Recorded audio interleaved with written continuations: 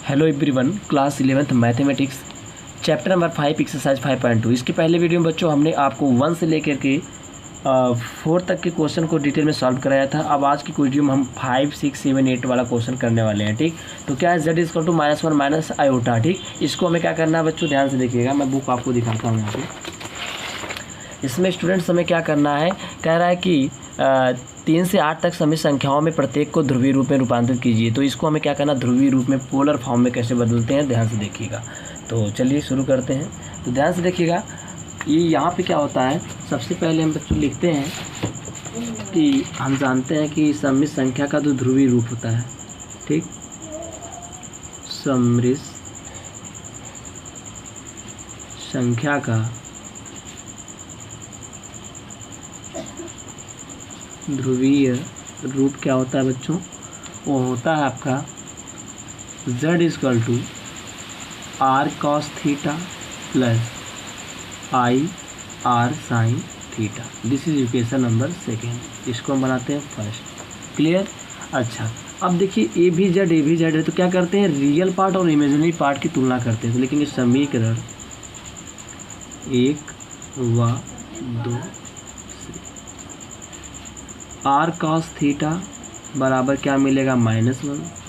इसको इक्वेशन ए बनाएंगे।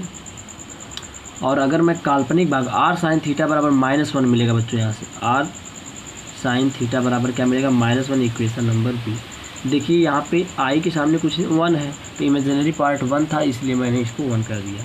बच्चों देखो, स्क्वायरिंग एंड एडिंग, देखो मिक्स लैंग्वेज पढ़ाता है। Squaring and adding we get, कह रहा है स्क्वायर करिए और उसको जोड़िए, तो हमें क्या मिलता है, ध्यान से देखिएगा।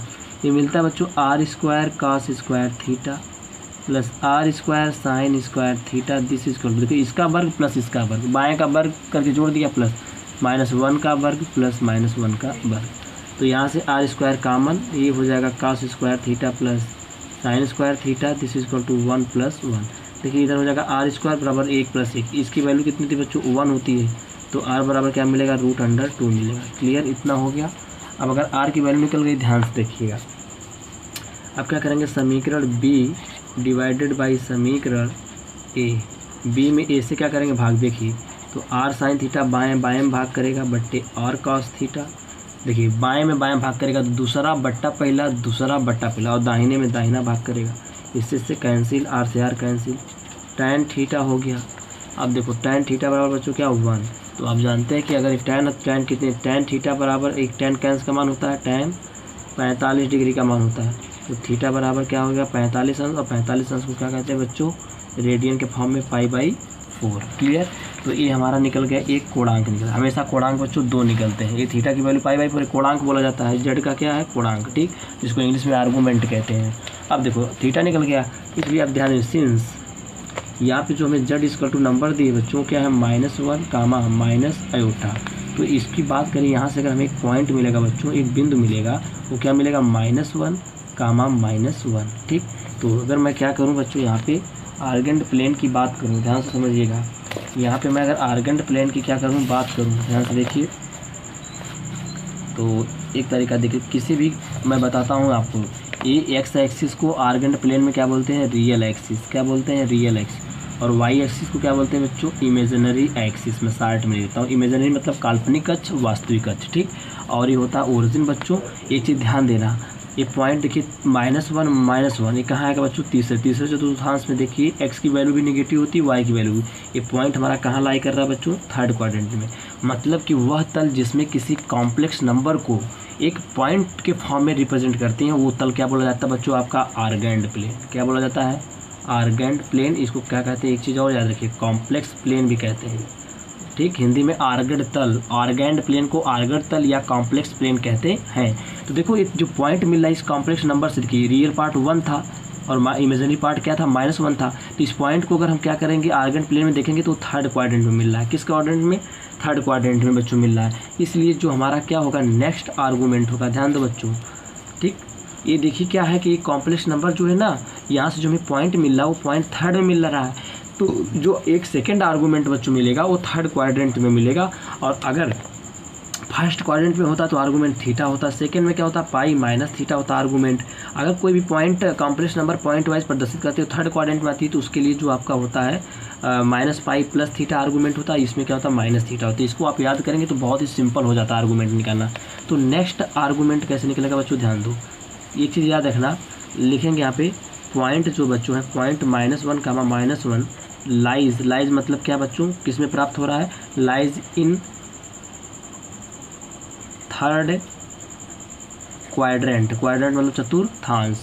किस चतुर्थांश में बच्चों मिल रहा है, तीसरे चतुर्थांश में। इसलिए जो आर्गूमेंट निकल रहा है ना बच्चों, आर्गूमेंट मिलेगा वो मिलेगा हमारा माइनस, थर्ड में क्या होता है माइनस पाई प्लस थीटा, और इसे two minus pi plus theta की वैल्यू क्या निकली बच्चों, यहाँ पे देखिए थीटा की वैल्यू हमने क्या निकाला यहाँ पे पाई/4। ये चीज़ देखिए थीटा की वैल्यू पाई/4 रख देंगे यहाँ, तो क्या हो जाएगा बच्चों -4 पाई प्लस पाई यानी -3 पाई/4।